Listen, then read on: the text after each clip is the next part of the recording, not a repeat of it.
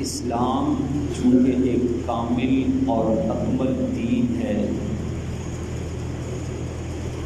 یہ ہو نہیں سکتا کہ آسمان سے ایک دین اللہ تعالیٰ انسانیت کے مسائل کے حل کے لیے نازل فرمائے اور اس دین میں لوگوں کے موجودہ مسائل کا حل نہ ہو۔ یہ میری اور آپ کی کمزوری ہو سکتی ہے کہ ہم نے شریعت اور اسلام کے اندر مہنگائی کا حل نہیں دیکھا اور اس کے سدباب نہیں دیکھے اور ان کو دور کرنے کا سوچا نہیں۔ یہ نہیں ہو سکتا کہ اسلام ہمیں ہماری دنیا یا دین کے متعلق، ہمیں ہماری دنیا یا آخرت کے متعلق، ہمیں ہماری اس زندگی یا قبر کے متعلق کسی بھی مسئلے کا حل نہ بتاتا۔ مہنگائی کے دو اسباب ہیں، ایک سبب ظاہری ہے اور ایک سبب باطنی ہے۔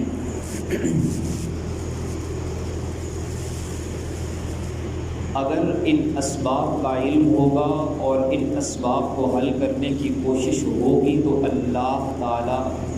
ان مسائل سے آسانی کے ساتھ نکالیں گے اور راستہ ہموار فرمائیں گے۔ ظاہری سبب تو یہ ہے کہ ہم بحیثیت قوم اللہ کی عطا کردہ نعمتوں کو بے دریغ اور بے محابہ استعمال کرنے کے عادی بن چکے ہیں۔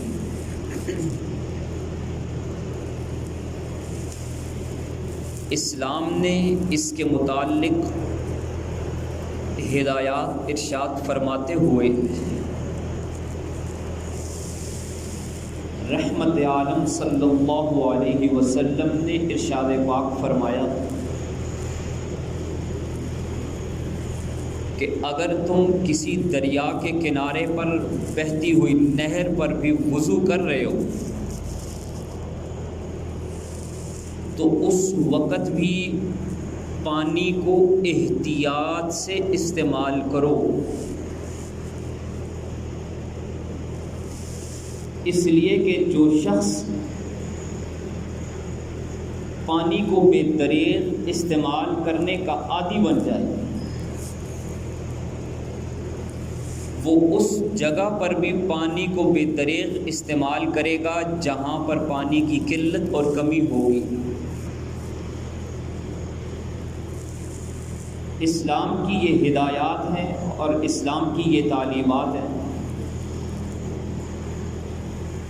کہ اگر آپ نہر کے کنارے ہیں یا دریا پر وضو کر رہے ہیں تو اس جگہ پر بھی پانی کو احتیاط سے استعمال کرنے کا حکم ہے۔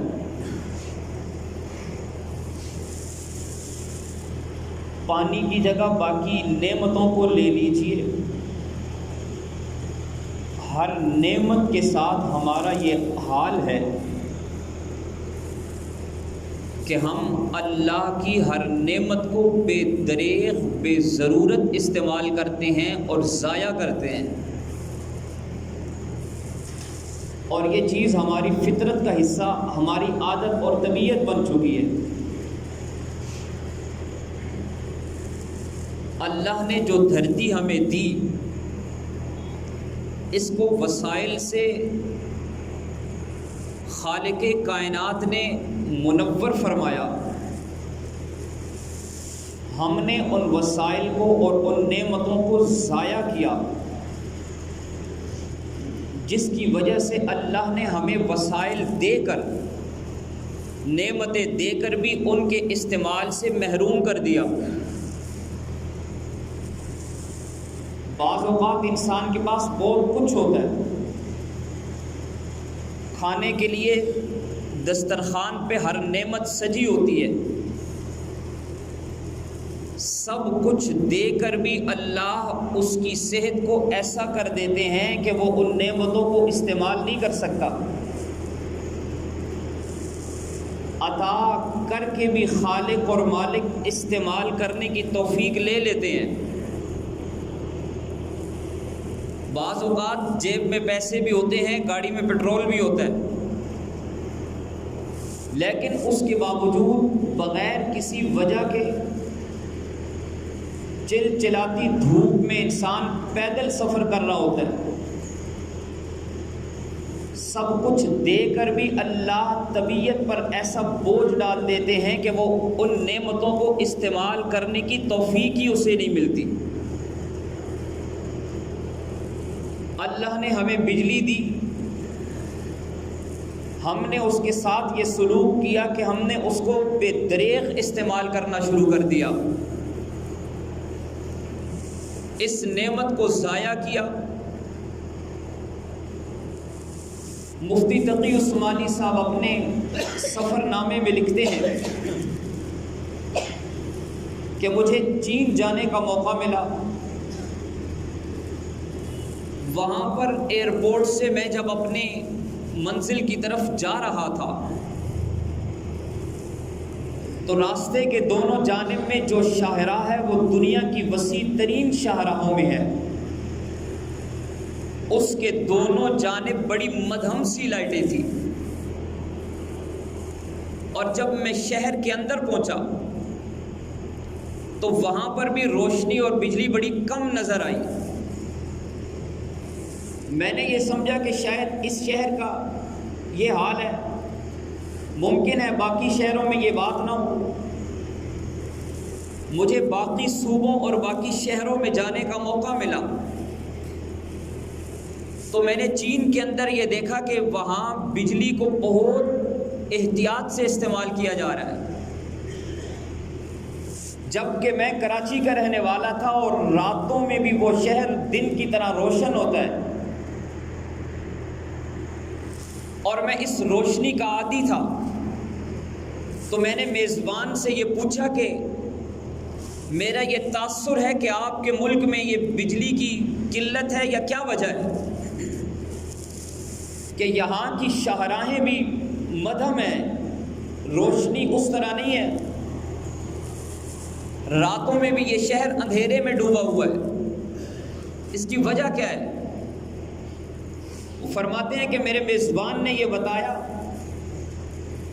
کہ ہمارا ملک آبادی کے لحاظ سے بہت بڑا ہے، اور اس لحاظ سے بجلی کی جو پیداوار ہے وہ بہت کم ہے. ہم ابھی ترقی پذیر ہیں تو ہم بجلی کو بہت کم اور احتیاط سے استعمال کرتے ہیں کہ ضائع نہ ہو. یہ جواب ہے اس شہر کے باشندے کا جس شہر کے باشندے کے پاس وحی الہی کی روشنی نہیں ہے، جس کے پاس پیغمبر عالم ہادی عالم محمد الرسول اللہ کی تعلیمات نہیں ہیں، جسے یہ نہیں پتا کہ امام الانبیاء نے 1400 سال پہلے یہ فرمایا تھا کہ پانی کو احتیاط سے استعمال کرو اگرچہ تم دریا کے کنارے کیوں نہ ہو. یہ تعلیمات اور یہ ہدایات اس کے پاس نہیں ہیں. یہ تعلیمات وحی کی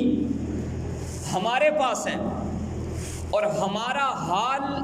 اللہ کی عطا کردہ نعمتوں اور وسائل کے ساتھ یہ ہے کہ جہاں ایک کی ضرورت ہو وہاں 10 بلب روشن ہوتے ہیں، اور جہاں ضرورت ہی نہ ہو وہاں پر بھی دیواروں پہ چراغاں کر کے بجلی کو بے دریغ ضائع کیا جاتا ہے، استعمال کیا جاتا ہے. اور پھر اوپر سے ظلم کا یہ حال ہے کہ بجلی کے بلوں میں اضافہ، یہاں تک کہ اللہ کے گھر، کائنات کے مقدس ترین مقام جس کی عظمت کا یہ حال ہے کہ وہ پتھر اور وہ ٹائل جو آپ کے گھر میں استعمال ہو، جس پہ آپ پاؤں رکھیں، وہ ٹائل اور وہ پتھر اگر مسجد کے صحن میں لگ جائے تو آپ وہاں سر جھکانے کو سعادت سمجھیں۔ جہاں استعمال ہونے والی چیزوں کی نسبت بدل جائے، اللہ کے ان گھروں کے بلوں میں بے تحاشا اضافہ۔ ایک دوست نے بتایا کہ گجرانوالہ کی مدرسہ نصرت العلوم میں ان کا بل 9 لاکھ آیا ہے، مسجد کا بل۔ آپ کے دفاتر کی بجلی فری ہے، آپ کے افسروں کے شاہی خانوں میں بجلی فری ہے، آپ کے سرکاری ملازمین کے اکثر گھروں میں بجلی فری ہے، آپ کے تمام سرکاری دفاتر میں اے سی چل رہے ہیں اور بجلی فری ہے، جبکہ خانہ خدا جہاں اے سی بھی نہیں چل رہا، جہاں بجلی کو بھی احتیاط سے استعمال کیا جاتا ہے، جہاں بجلی بھی آپ کے لیے استعمال کی جاتی ہے، اللہ کے خانہ خدا میں، اللہ کے مقدس ترین گھروں میں بجلی کے بلوں میں شدید ترین اضافہ۔ یہ ظلم اور یہ ملک کو ڈبونا نہیں ہے تو اور کیا ہے؟ میں اور آپ بحیثیت قوم، بحیثیت مسلمان، ہم بجلی کی پیداوار میں اضافہ نہیں کر سکتے، ہم کوئی آرڈر جاری نہیں کر سکتے۔ ہم ایک کام کر سکتے ہیں، شریعت کی روشنی میں، اسلام کی تعلیمات کے زیر نظر، محمد الرسول اللہ کے فرمان نبوت کی روشنی میں، جہاں آقا علیہ السلام نے یہ فرمایا کہ پانی کو احتیاط سے استعمال کرو، اگرچہ تم دریا کے کنارے پر کیوں نہ ہو۔ ہم یہ کر سکتے ہیں کہ جہاں ایک بلب استعمال کرنے کی ضرورت ہو وہاں 2 روشن نہ کریں، جہاں سورج کی روشنی سے کام چل سکتا ہے وہاں لائٹوں کو روشن نہ کریں، جہاں ایک پنکھے سے کام چل سکتا ہے وہاں 2-3 استعمال نہ کریں۔ میں اور آپ مسلمان اور بحیثیت قوم بجلی کو اس طریقے سے بچت کر کے، ہم اسے اس انداز سے استعمال کر کے شاید کسی غریب کے ظلمت کدے کو روشن کر سکے، شاید کسی بیمار کے علاج کے لیے وہ کام آ سکے، اس انداز سے ہم یہ کر سکتے ہیں۔ لیکن یہ ظاہری سبب اور اس کا ظاہری علاج اور اس کا ظاہری حل ہے، مہنگائی کے طوفان کا ایک باطنی انداز ہے، ایک باطنی سبب ہے جو میری اور آپ کی نگاہوں سے پوشیدہ ہے، لیکن اللہ تعالیٰ قرآن میں فرماتے ہیں، فرمایا کہ من اعرض عن ذکری فإن له معیشۃ ضنکا، معیشت کی تنگی کا رونا رونے والوں، مہنگائی کا رونا رونے والوں، فرمان خدا زبان مصطفیٰ سے انداز قرآن میں سنیے۔ اللہ فرماتے ہیں کہ میں اس قوم کو، میں اس شخص کو معیشت کی تنگی سے دوچار کر کے رکھ دوں گا۔ من اعرض عن ذکری، جو میرے ذکر سے اعراض کرے گا، جو حرام کا دل دادا ہوگا، جو گناہوں کی زندگی میں اس پر عمل کرنے والا ہوگا، جس کی صبح و شام گناہوں میں گزر رہے ہوں گے، فرمایا کہ فَإِنَّ لَهُ مَعِيشَةً ضَنْكَ، میں دنیا میں اس پر یہ عذاب مسلط کروں گا کہ سب کچھ عطا کر کے بھی میں اس کی معیشت کو تنگ کر کے رکھ دوں گا۔ وہ راتوں کو بھی روئے گا، صبح بھی روئے گا، اپنے کاروبار میں بیٹھ کر بھی روئے گا، ملازمت کے دفتر میں بیٹھ کر بھی روئے گا، افسر شاہی کی کرسی پہ بیٹھ کر بھی روئے گا، اقتدار میں ہو کر بھی روئے گا، میں دے کر بھی، سب کچھ عطا کر کے بھی، وسائل دے کر بھی، دولت دے کر بھی، اقتدار دے کر بھی، قوت دے کر بھی معیشت کو تنگ کر کے رکھ دوں گا، گھیرا ڈال کے رکھ دوں گا۔ گھر میں سارے کمانے والے ہوں گے لیکن پورا پھر بھی نہیں ہوگا۔ دیکھتے نہیں ہو، میں نے اقتدار دیا تھا، میں نے حکومت دی تھی، میں نے طاقت دی تھی، اور فرعون کو سب کچھ دے کر بھی تنگ کر کے رکھ دیا تھا۔ دیکھتے نہیں ہو، میں نے دولت دے کر میں نے دولت کی فروانیاں کر کے قارون پر زندگی کو تنگ کر کے رکھ دیا تھا، سکون چھین لیا تھا، نعمتیں اٹھا لی تھی، سب کچھ دے کر بھی ہم نے انہیں استعمال کرنے سے روک کے رکھ دیا تھا۔ دیکھتے نہیں ہو میں نے سب کچھ دے کر ان سے سب کچھ چھین بھی لیا تھا۔ تمہارے پاس دولت بھی ہوگی، اقتدار بھی ہوگا، حکومت بھی ہوگی، آرڈر بھی کر سکتے ہوگے، تمہارے پاس سب کچھ ہوگا، لیکن فَإِنَّ لَهُ مَعِيشَةً ضَنْكَ اعلان ہے ہمارا، جب تک تم گناہوں کو نہیں چھوڑو گے، ان گناہوں کی نحوست کی وجہ سے، ان گناہوں کے برے اثرات کی وجہ سے، ان گناہوں کی ہلاکت کی وجہ سے، ان گناہوں کی تباہی اور بربادی کی وجہ سے ہم دنیا کی روزی اور دنیا کی برکتوں کو اٹھا لیں گے اور ہم سب کچھ دے کر بھی تنگ کر کے رکھ دیں گے، معیشت کو تنگ کر کے رکھ دیں گے۔ وَنَحْشُرُهُ يَوْمَ الْقِيَامَةِ أَعْمَى، اور ان لوگوں کو قیامت کے دن ہم اندھا کر کے اٹھائیں گے، آنکھوں کی بینائی چھین لیں گے اور یہ ہم سے سوال کریں گے، رب لما حشرتنی اعمی، اے میرے رب مجھے اندھا کر کے کیوں اٹھایا، وقد كنت بصیرا، جبکہ میں دیکھنے والا تھا، میری آنکھوں میں نور تھا، میں دیکھا کرتا تھا، آج قیامت کا دن ہے، آپ نے اندھا کر کے کیوں اٹھایا ہے؟ قال، ہم جواب دیں گے، کذالک،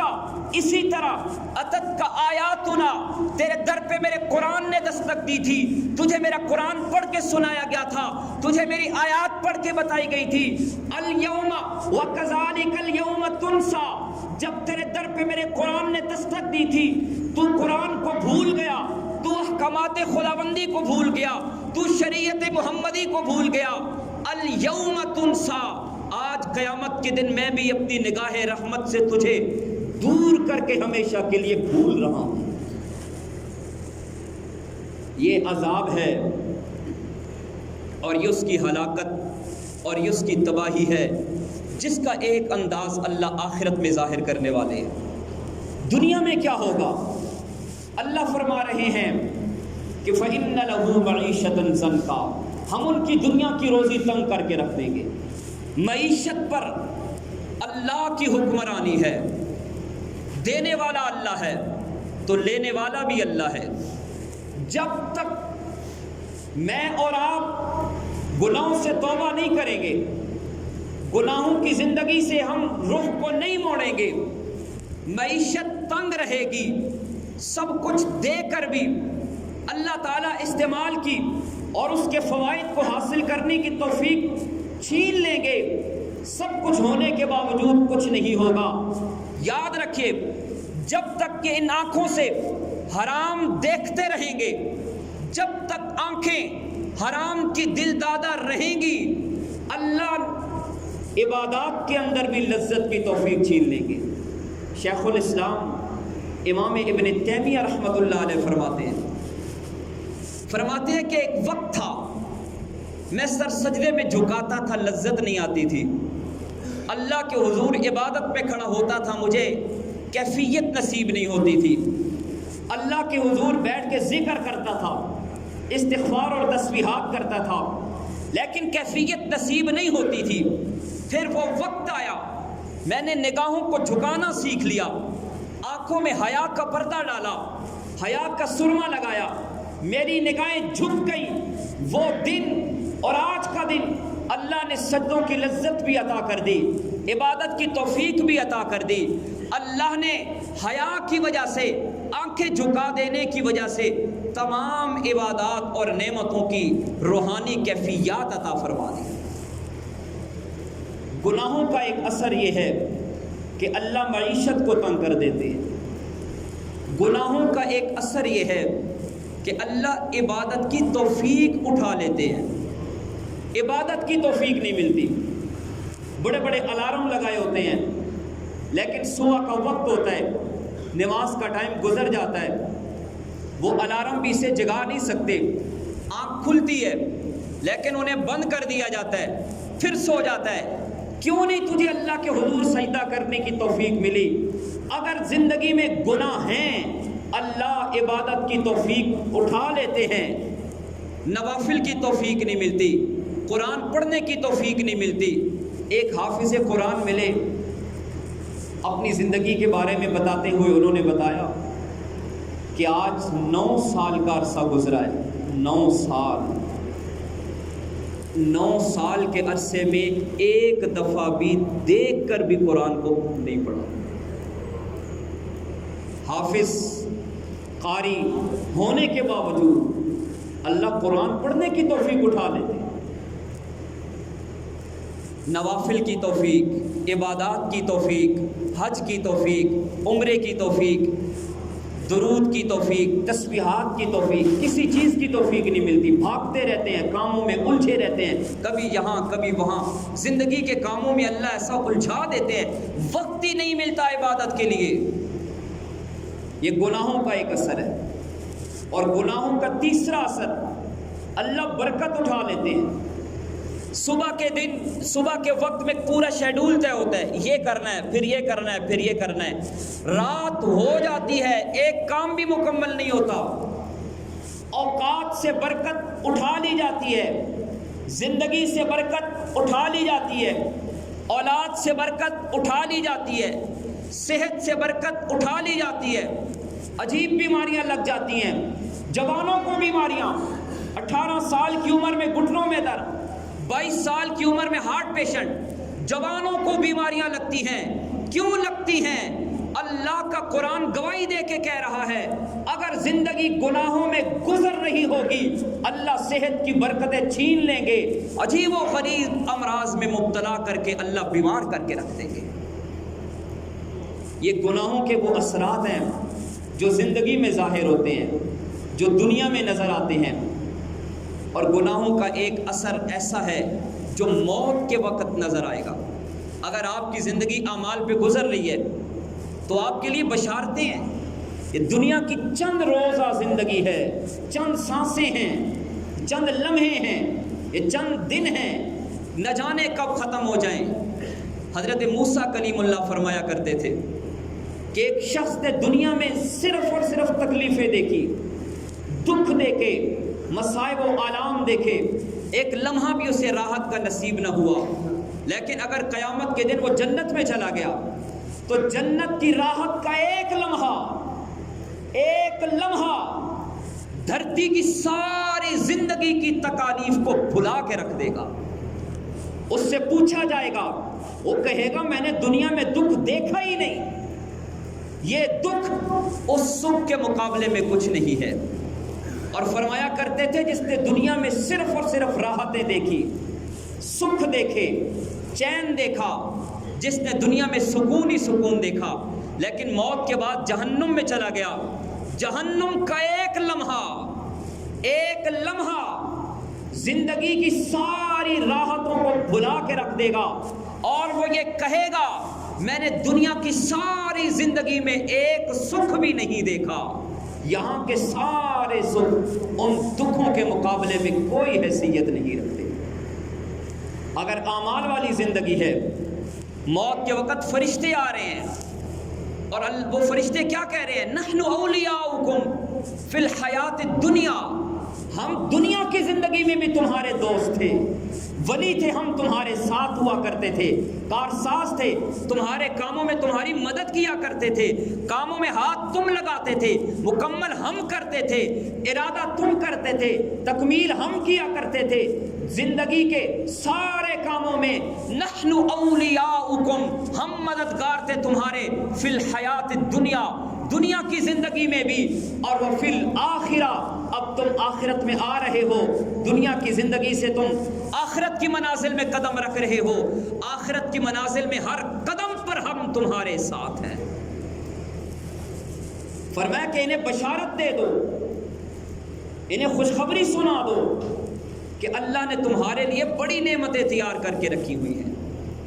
وَأَبْشِرُوا، بشارت دے دیجئے انہیں،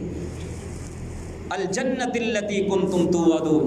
اس جنت کی بشارت دیں جس کا انبیاء نے آپ سے وعدہ کیا ہے۔ اللہ کے حبیب صلی اللہ علیہ وسلم نے وعدہ کیا ہے اگر زندگی اعمال کے مطابق ہوگی، ایمان پر ہوگی، عمل پر ہوگی، گناہوں سے پاک ہوگی، اللہ دنیا کو بھی راحت کا ذریعہ بنائیں گے، معیشت کی تنگی کا اللہ عذاب اٹھا لیں گے، اللہ تعالیٰ فراوانیاں عطا فرمائیں گے، برکتیں عطا فرمائیں گے، اللہ نے قرآن میں کہا ہے، ایک شخص حضرت حسن بصری کے پاس آیا، کہا کہ میں بڑا پریشان ہوں، حل بتائیے۔ فرمایا استغفار کرو۔ ایک اور آیا، کہا کہ میری اولاد نہیں ہے، کوئی حل بتائیے، وظیفہ بتائیے۔ فرمایا استغفار کرو۔ ایک اور آیا، کہا کہ میں معیشت کے حوالے سے بڑا غربت میں گھرا ہوا ہوں، میری روزی پوری نہیں ہوتی، بہت پریشان ہوں، کیا کروں؟ فرمایا کہ استغفار کرو۔ ساتھ بیٹھے سائل نے کہا، مختلف سوالات تھے، جواب ایک تھا، آپ نے ایک جواب سب کو دیا۔ فرمایا کہ خدا قرآن میں کہتا ہے فَقُلْتُ اسْتَغْفِرُوا رَبَّكُمْ إِنَّهُ كَانَ غَفَّارًا، استغفار کرو، اللہ تمہارے گناہوں کو معاف فرمائے گا۔ وَيُرْسِلُ السَّمَاءَ عَلَيْكُمْ مِدْرَارًا، اللہ آسمان سے بارشیں بھی نازل کر دے گا۔ وَيُمْدِدْكُمْ بِأَمْوَالٍ وَبَنِينَ، اللہ مال و دولت بھی عطا کرے گا، اللہ اولاد بھی عطا کرے گا، اللہ سب کچھ دے گا اگر اللہ کے حضور سچی توبہ کرو گے، گناہوں سے باز آؤ گے، گناہوں کی زندگی کو چھوڑو گے، سچے دل سے توبہ کرو گے، اللہ تعالیٰ سارے اسباب کو حل، سارے مسائل کو حل فرما دیں گے۔